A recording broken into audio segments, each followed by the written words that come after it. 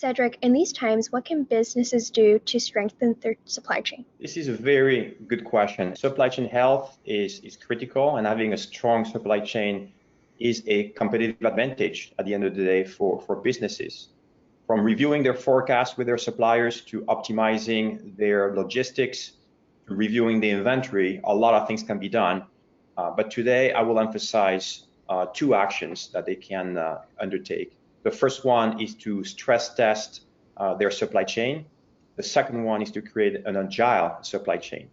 So on the first one, it is really critical to take a look at suppliers, especially critical suppliers, and stress test their working capital requirements, their cash requirements, to ensure that those suppliers will exist tomorrow, in 3 months or 6 months. And that doesn't need to be done in a silo.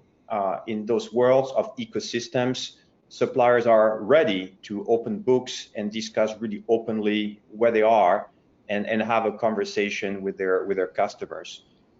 As a result, customers can help those suppliers, for example, by paying them earlier than usual and ensuring that this liquidity flows more freely and help those suppliers to go through those challenging times. So stress testing the financial health of the supply chain and key suppliers is definitely very important.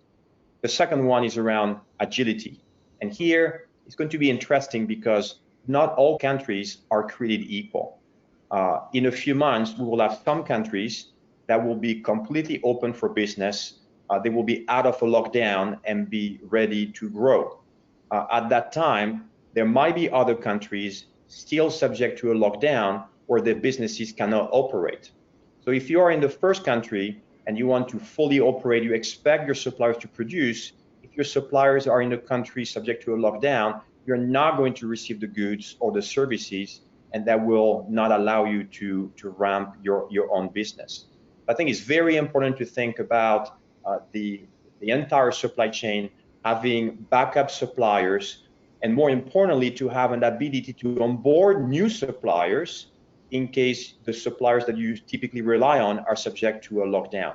That's what I refer to by having an agile supply chain, when you can rely not only on one or two key suppliers for a given product, but you can onboard new suppliers quicker than before and make it appealing for those businesses to wanting to do business with you, because those businesses will likely be contacted by a lot of customers wanting something from them.